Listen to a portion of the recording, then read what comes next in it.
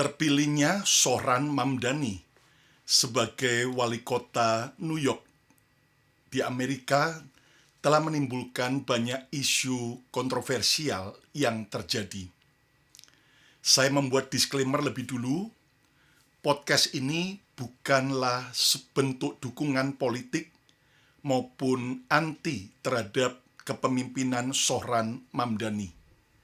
Tujuan podcast ini untuk mengajak kita terbuka terhadap realita yang sedang terjadi di sekitar kita, serta mengambil pembelajaran penting, terutama dari sisi kita sebagai orang yang percaya atas terpilihnya Zohran Mamdani sebagai wali kota di New York. Selamat berjumpa kembali semua sahabat Mesbah Mujizat. Salam sukacita, salam kemenangan, dan salam kebahagiaan. Senang sekali hari ini saya, Pastor Lukas Kusuma, boleh menjumpai Anda dalam program Mesbah Mujizat dari kota Philadelphia, Pennsylvania di Amerika. BMC New York adalah cabang daripada BMC Villa, dan kami menggunakan gereja yang ada di wilayah Queens, New York, dan itu merupakan concern atau perhatian juga bagi jemaat di New York maupun komunitas Indonesia yang ada di New York, bahkan di seluruh Amerika, atas terpilihnya Zohran Mamdani sebagai wali kota di kota New York. Pertanyaannya, siapakah Zohran Mamdani? Zohran Kwame Mamdani lahir 18 Oktober 1991. Dalam usia 34 tahun, ia baru saja memenangkan pemilu wali kota New York City pada tanggal 4 November 2025. Ia mengalahkan mantan gubernur Andrew Cuomo serta kandidat dari Partai Republik Curtis Sliwa. Kemenangannya menandai tonggak sejarah sebagai wali kota Muslim keturunan Asia Selatan yang lahir di Afrika. Hal yang pertama di kota terbesar Amerika, yaitu New York. Beberapa fakta menarik tentang Zohran Mamdani. Yang pertama, latar belakang multicultural yang unik. Ia lahir di Kampala, Uganda, dari ayah yang bernama Mahmud Mamdani, seorang profesor ilmu politik Columbia University di New York, asal Uganda, India, serta ibunya Mira Nair, sutradara pemenang Oscar dari India. Keluarganya pindah dari Afrika Selatan saat ia berusia 5 tahun, lalu ke New York saat usia 7 tahun, lalu membentuk identitas imigran yang ia jadikan sebagai inspirasi dalam kampanye pemenangannya. Yang kedua, Zohran Mamdani pernah menjadi rapper politik dalam lirik sosial. Sebelum ia terjun dalam dunia politik, Zohran adalah musisi hip-hop dengan nama panggung Young Cardamom. Ia merilis lagu seperti Choti Bahu, berkolaborasi dengan Ali Sethi, yang menggabungkan rap dengan tema identitas, imigran, dan politik. Dalam pidato kemenangannya kemarin, ia mengakhiri dengan lagu Bollywood Dom Machale dari film 2004 yang merupakan simbol akar Indianya. Lalu yang ketiga, Zohran mempunyai pengalaman traumatis pasca 9/11 atau 11 September. Dibesarkan di New York setelah serangan 9/11, Zohran Mamdani sering menghadapi Islamophobia sebagai anak Muslim. Dalam bentuk pidato kemenangannya, ia berbagi cerita emosional tentang pengalaman diskriminasi yang masih diterima di kota New York. Dan ia berjanji tidak lagi ada Islamofobia setelah ia menang sebagai wali kota New York. Yang keempat, rekor pertama yang kontroversial.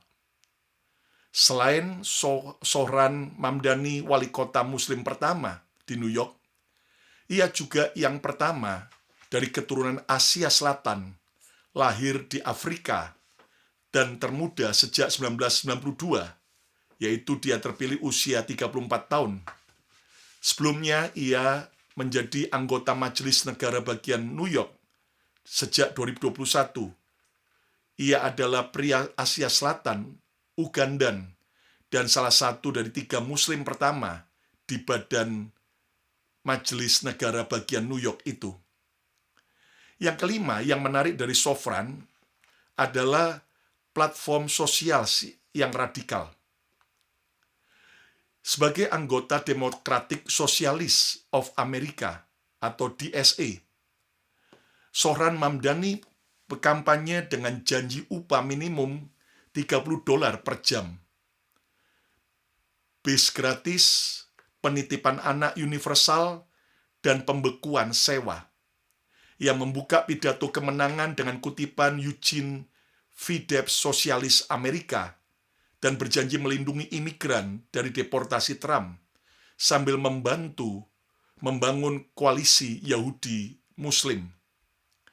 Lalu yang keenam, kampanye viral anti-Islamofobia.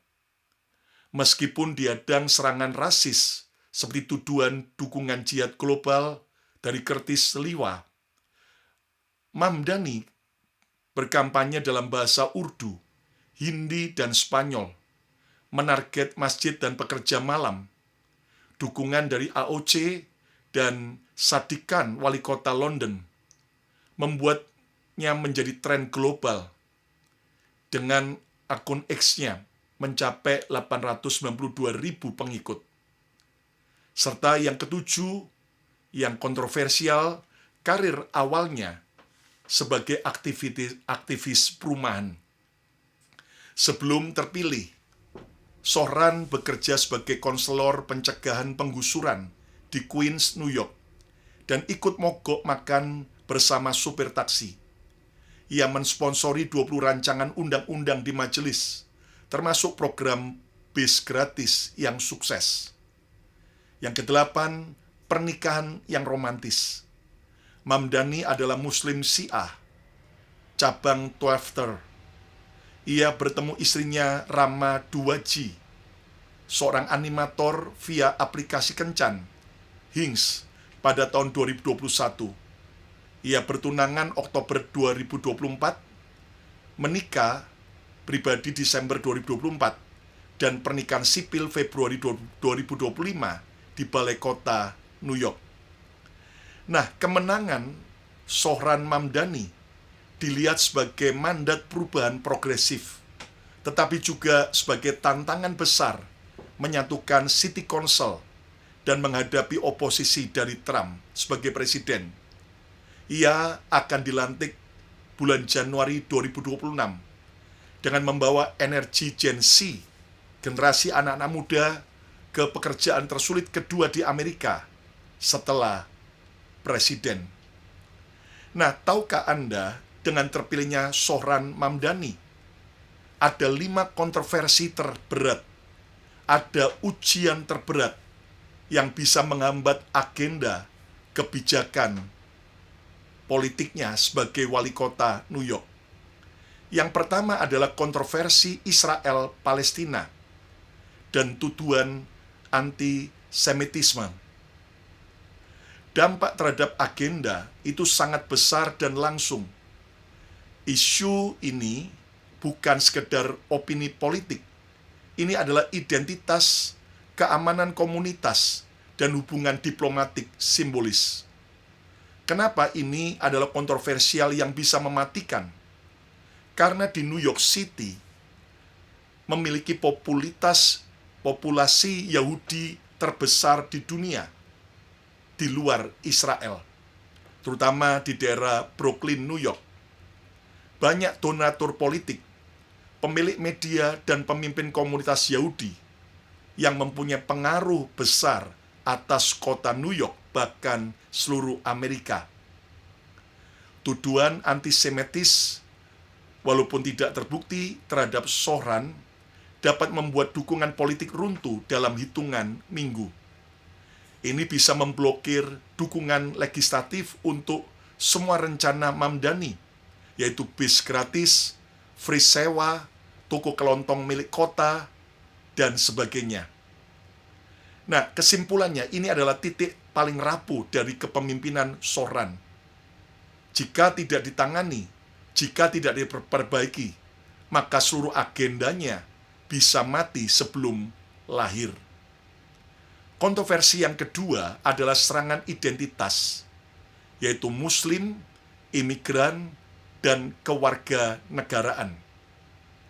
Ini bisa berdampak menggerus legitimasi politik dari Soran. Serangan-serangan yang dia alami, dia harus dicabut kewarganegaraannya, dia itu adalah dari kelompok Muslim radikal, dia tidak pro-Amerika, dan itu adalah untuk mengarahkan kepada kritik serta melemahkan kepemimpinannya. Nah, bahaya utamanya jika narasi bahwa dia bukan pemimpin yang sah menyebar, maka oposisi legislatif akan makin keras. Birokrasi kota bisa menolak menjalankan programnya. Polisi dapat bersikap pasif atau menentangnya, serta tekanan federal bisa meningkat. Hal ketiga yang menjadi ujian terberat bagi Soran adalah konflik dengan kelas kaya dan real estate, isu pajak, dan anti-miliarder. Ini bisa menghambat langsung program-program besar yang Soran Mamdani, karena Soran mengatakan, saya tidak setuju dengan keberadaan miliarder di kota New York. Ditambah dengan pajak bagi orang kaya di New York akan ditingkatkan. Ditambah lagi dengan rencana regulasi ketat real estate di kota New York, serta freeze harga sewa bagi sekitar 900.000 warga New York yang tidak mampu agar tidak dinaikkan harga sewanya, serta pembatasan landlord besar. Nah, efeknya itu bisa terjadi, investor bisa keluar dari New York City.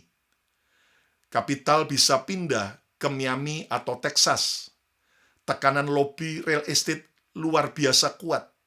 Dan proyek pembangunan publik jadi kurang dana.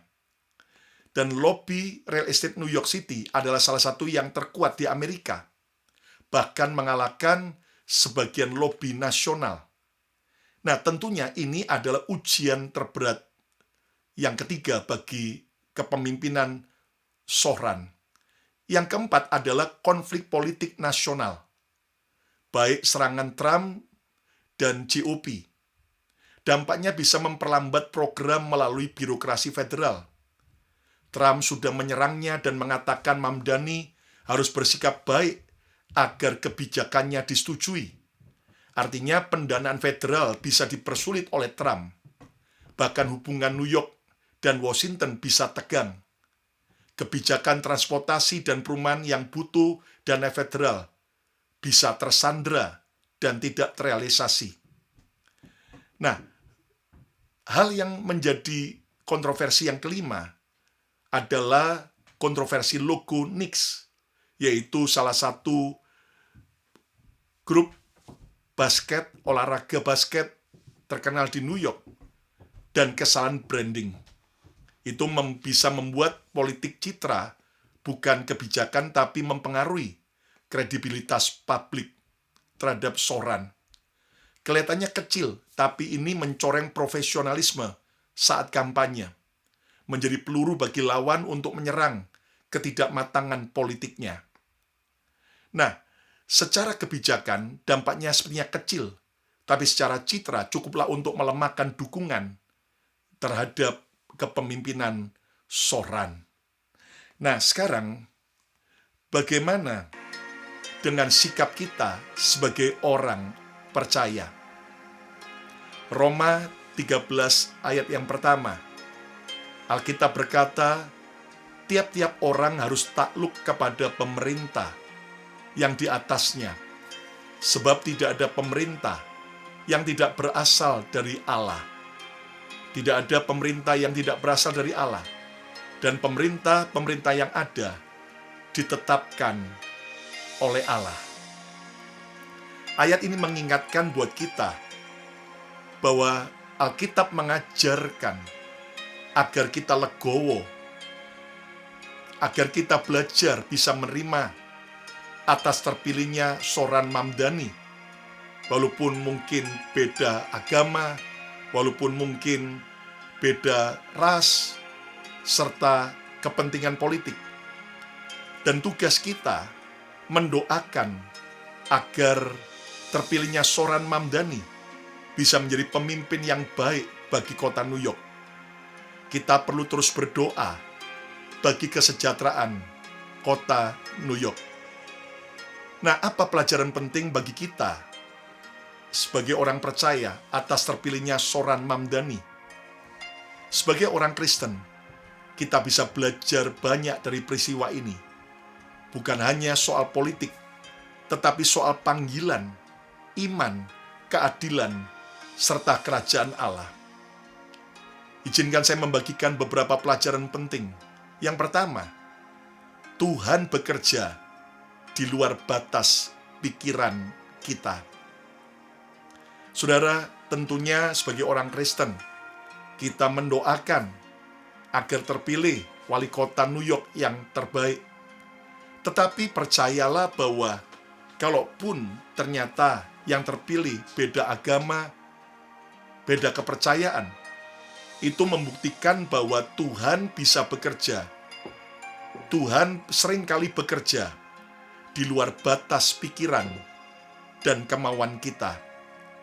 Tuhan bekerja di luar batas suku, di luar batas usia, serta agama. Nah, kita harus belajar mengerti cara kerja Tuhan. Jangan kita kecewa, merasa doa kita tidak dijawab ketika Tuhan bekerja di luar dari apa yang kita pikirkan. Namun percayalah, Tuhan tetap pegang kendali dalam hidup kita. Ayo yang percaya, coba katakan Tuhan tetap pegang kendali. Pelajaran yang kedua, dunia sedang haus keadilan.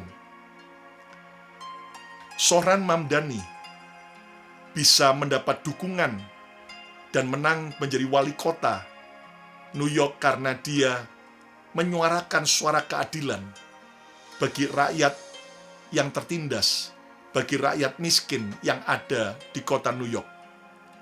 Hal ini memberi pelajaran penting bahwa dunia sedang haus keadilan.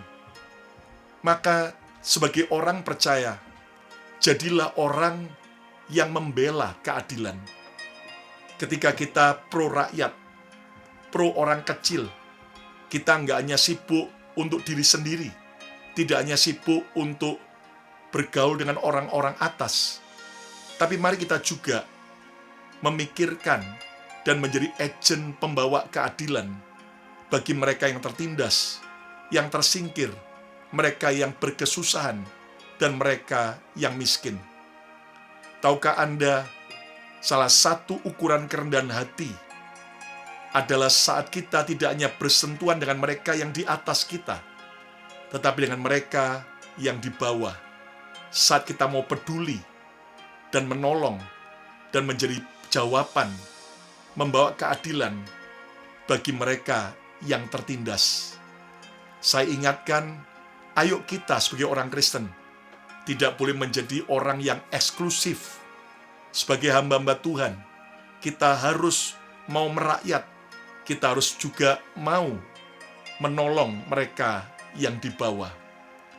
Dan saya percaya itulah hati Yesus yang harus kita miliki.